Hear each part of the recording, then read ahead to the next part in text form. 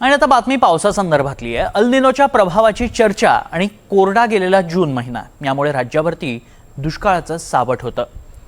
पण जुलैच्या अखेरच्या आठवड्यात पावसानं दमदार कमबॅक केल्यानं पावसाची तूट मात्र भरून निघाली आहे। अनेक धरणांच्या पाणीसाठ्यात लक्षणीय वाढ झाल्याचं पाहायला मिळतंय। ग्रामीण भागापासून ते अगदी शहरापर्यंत पावसाचा प्रभाव दिसून येतोय। काय आहे पाण्याची आजची सद्यस्थिती महाराष्ट्रातली धरणांची पाहूया।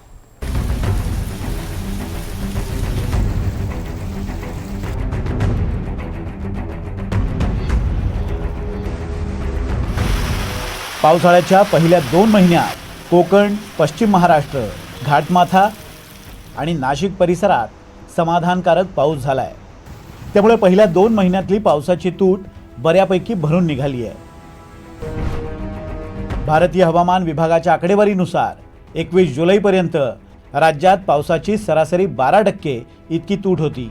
पण आठवड्याभरात झालेल्या दमदार पावसानं 28 जुलैपर्यंत ही सरासरी तूट 4% घटली आहे। मध्य महाराष्ट्रात सरासरीच्या तुलनेत 17% अतिरिक्त पाऊस पडल्यानं पावसाची तूट भरून येण्यास मदत झाली आहे। तर अवर्षणाची सर्वाधिक झळ बसलेल्या मराठवाड्यातली पावसाची तूट 38% घटून 32% आली आहे। विदर्भाची पावसाची तूट 31% घटून 25% आली आहे।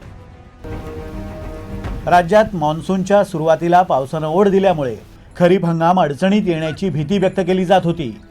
पण जुलै महिन्यात झालेल्या समाधानकारक पावसामुळे आता पेरणीला वेग आलाय। त्यामुळे राज्यातील 84%हून अधिक क्षेत्रावर पेरणी पूर्ण झाली आहे। राज्यामध्ये एकूण पावसाची सरासरी 94% एवढा पाऊस पडलेला आहे। विदर्भामध्ये पाऊस हा कमी दिसतोय, कोकणामध्ये पाऊस हा जास्त आहे आणि निश्चित प्रकारे पेरणीच्या बाबतीमध्ये जर सांगायचं झालं तर राज्यात आपल्याला आज अखेर सरासरीच्या साधारणतः 84%पेक्षा जास्त पेरणी ही आपल्या राज्यामध्ये झालेली आहे।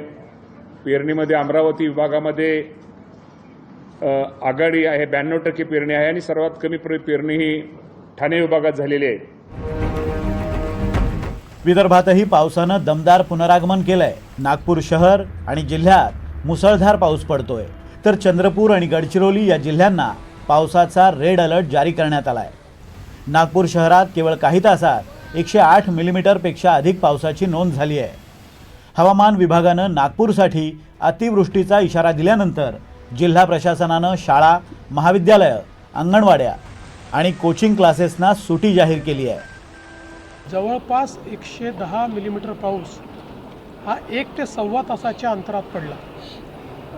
त्यामुळे अनप्रेसिडेंटेड अशा पद्धतीचा हा पाऊस होता आणि तोही जशी ढगफुटी होते तसा काही भागातच झाला। त्यामुळे त्या भागातले जे काही सखल एरिया होते किंवा लो लाईंग एरियाज होते त्या एरियामध्ये मोठ्या प्रमाणात पाणी शिरलं। विशेषतः 3 शाळांमध्ये त्या ठिकाणी रेस्क्यू ऑपरेशन चालवावं लागलं आणि सर्व मुलांना, जवळपास 450 मुलांना बाहेर काढावं लागलं। प्रशासनाने अतिशय चांगलं काम केलं। पश्चिम महाराष्ट्रातील धरण क्षेत्रांमध्ये झालेल्या मुसळधार पावसामुळे भीमा नदी ही दुथडी भरून वाहू लागली आहे।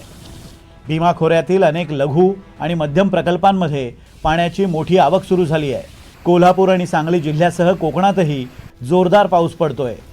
कोल्हापूर जिल्ह्यातल्या श्री क्षेत्र नृसिंहवाडीत कृष्णा आणि पंचगंगा नद्यांच्या पाणी पातळीत वेगानं वाढ झाली आहे। त्यामुळे नृसिंहवाडीतील दत्त मंदिरातही पाणी शिरलंय। राधानगरी धरणही जवळपास 93% भरलं असून धरणातून विसर्ग सुरू झालाय। तर इकडे रत्नागिरीत पुढील 3 दिवसात मुसळधार पाऊस पडण्याचा इशारा देण्यात आलाय। 2 दिवस रत्नागिरी जिल्ह्यात पावसाचा जोर जरी नसला तरी सातत्य मात्र पावसाने ठेवलेलं आहे। आज देखील पावसाचा येलो अलर्ट हवामान विभागाकडून रत्नागिरी जिल्ह्यासाठी देण्यात आलेला आहे। त्याचप्रमाणे काही ठिकाणी मुसळधार ते अतिमुसळधार पाऊस कोसळेल अशी शक्यता देखील वर्तवण्यात आलेली आहे आणि 30 ते 40 किलोमीटर प्रति तास वेगाने वारे वाहतील असा देखील अंदाज व्यक्त करण्यात आलेला आहे। आपण सध्या आहोत ते रत्नागिरीतील किनारपट्टी भागात आहोत आणि या ठिकाणची ही दृश्य पाहतोय। ढगाळ वातावरण आहे। समुद्राच्या पाणी पातळीत देखील काहीशी वाढ झालेली आपल्याला पाहायला मिळते। वेगवान वारे जे आहेत ते सध्या किनारपट्टी भागात वाहताना पाहायला मिळतात। पुढचे 3 दिवस रत्नागिरी जिल्ह्यात मुसळधार ते अतिमुसळधार पाऊस कोसळेल अशी शक्यता देखील हवामान विभागाकडून वर्तवण्यात आलेली आहे. इकडे नाशिक जिल्ह्यात गेल्या काही दिवसात झालेल्या मुसळधार पावसामुळे गोदावरी नदीला मोठा पूर आलाय. त्यामुळे गोदावरी खोऱ्यातील जलसाठ्यात वाढ झाली आहे. गंगापूर, दारणा आणि इतर धरणांमधून सोडलेलं पाणी थेट संभाजीनगरच्या जायकवाडी धरणात पोहोचल्यानं धरणाच्या पाणीसाठ्यात वाढ होते आहे. असं असलं तरी मराठवाड्यातल्या बहुतांश जिल्ह्यात अजूनही पावसाची प्रतीक्षा कायम आहे. मराठवाड्यात 1 जून ते 9 जुलै या कालावधीत 129.4 मिलीमीटर इतका पाऊस झालाय.